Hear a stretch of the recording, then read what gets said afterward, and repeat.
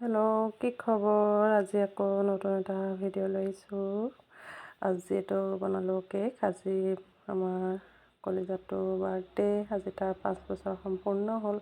সেই বোলো মই ঘৰতে কেক এটা বনাওঁ সৰুকৈ।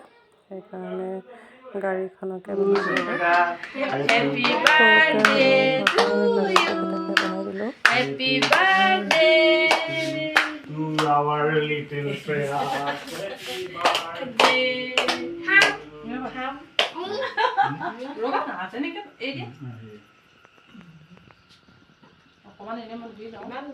কিমান কষ্টকে বনাইছে কাটি শেষে হয়। আজিলৈ ভিডিঅ'টো ইমানেই। কেনেকুৱা পালে জনাব দেই।